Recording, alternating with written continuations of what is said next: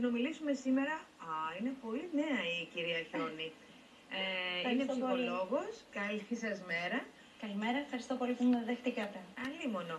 Και θα μιλήσουμε μαζί σας για τη συναισθηματική υπερφαγία. Και γιατί το κάνουμε αυτό σήμερα.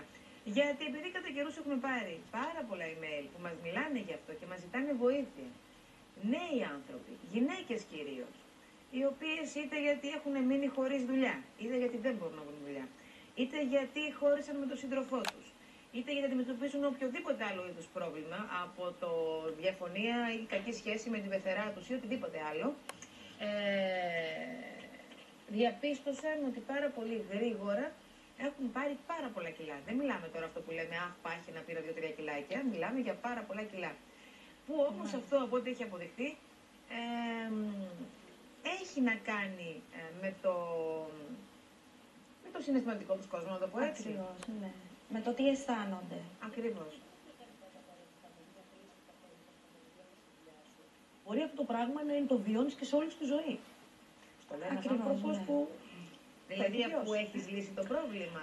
Εννοώ ότι η συναισθηματική υπερφαγία, τουλάχιστον όπως την καταλαβαίνω εγώ, που έχω ένα παρόμοιο θέμα, είναι κάθε φορά που μπορεί να αγχωθώ για κάτι, μπορεί να απογοητευτώ για κάτι ή που μπορεί να έχω μία απόρριψη, μια αποτυχία, νιώθω ότι το φαγητό είναι αυτό που μπορεί να με καλμάρει και να με κάνει να νιώσω καλύτερα. Δηλαδή δεν μπορούν οι άνθρωποι γύρω μου, αλλά πιθανώς μόνο το φαγητό. Και αυτό μετατρέπεται ένα κύκλο. Αυτός ακριβώς είναι αυτό. Συγγνώμη, δεν σε έχω ακούω. Ναι, να ακούσουμε λίγο την κυρία Χιόνη. Για πείτε μας εσείς, τι ακριβώς είναι η συναισθηματική υπερφαγία και εάν είναι ένα έντονο φαινόμενο τα τελευταία χρόνια ή υπήρχε πάντοτε πολύ. Τα τελευταία χρόνια, να ξεκινήσω από το δεύτερο σκέλος της ερώτησής σας, είναι πάρα πολύ έντονο και έχει φτάσει σε τέτοιο σημείο πια που το θεωρούμε ένα είδος από τις διατροφικές διαταραχές. Μέχρι τώρα υπήρχε μόνο η ανορεξία και η βουλημία που ήταν γνωστή σαν είδος διατροφικής διαταραχής. Τώρα πλέον, από φέτος, είναι και η συναισθηματική υπερφαγία. Αυτό που συμβαίνει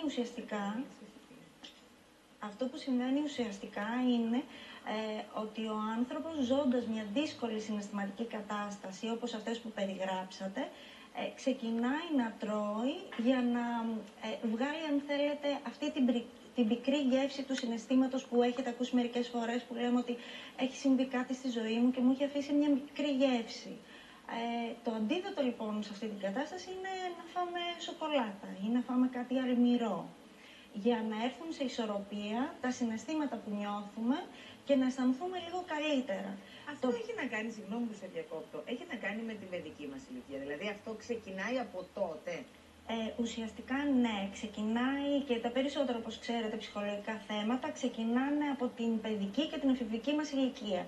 Και με το πέρασμα των χρόνων χτίζονται διάφορες καταστάσεις, τις μαθαίνουμε και οι φαύλοι κύκλοι, όπως είπε η κυρία Μπίλου πριν, ότι επαναλαμβάνεται σε διάφορες φάσεις της ζωής μας, ανάλογα με το σε τι κατάσταση βρίσκεται η προσωπική μας, η επαγγελματική μας ζωή, μπορεί να ξαναπέσουμε, να ξανακάνουμε μια σχετική υποτροπή, όπως λέμε. Κυρία Χιόνη, ένας που βρίσκεται δίπλα σε έναν τέτοιον άνθρωπο και τον αγαπάει, είναι κοντά του, μα είναι ο σύντροφός του, μα είναι η μάνα του, μα είναι η καλύτερη φίλη της, πώς πρέπει να το αντιμετωπίσει αυτό, πρέπει να μιλήσει, μιλάς, δηλαδή γιατί δεν ξέρω αν ο άλλος το καταλαβαίνει εκείνη την ώρα και δεν ξέρω πώς μπορεί ένας που πραγματικά σε αγαπάει να σε βοηθήσει.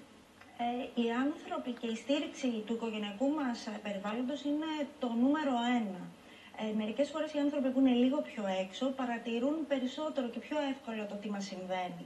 Και βέβαια πρέπει να μιλήσουν, πρέπει να τους πούνε ότι σε τι κατάσταση βρίσκεσαι, έχω παρατηρήσει αυτό το πράγμα.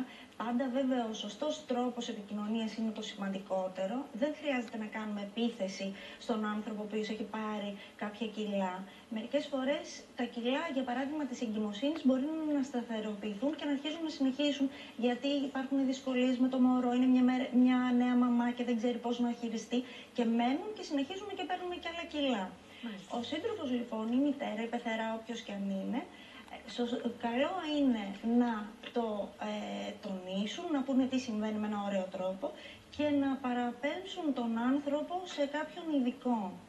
Και αν μου επιτρέπετε εδώ να πω ότι η ειδικός δεν είναι μόνο ο διαιτολόγος που θα μας βάλει σε ένα πρόγραμμα, αλλά και ένας ειδικός είναι ο ψυχολόγος, ένας σύμβουλος ψυχικής υγείας, ενδεχομένως και ο ψυχίατρος, εάν είναι μια παγιωμένη για πολλά χρόνια κατάσταση, και να βοηθήσει να βρεθεί ποιο είναι ακριβώς το σημείο εκείνο που δημιουργεί την αφορμή.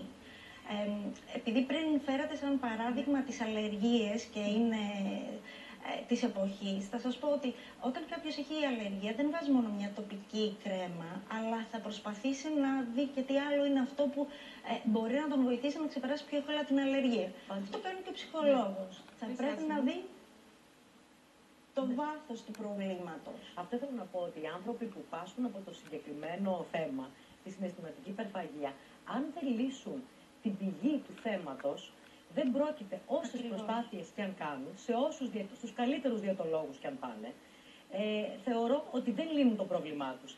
Γιατί το να πας σε έναν διαιτολόγο, απλά προσπαθείς να λύσεις μια κατάσταση.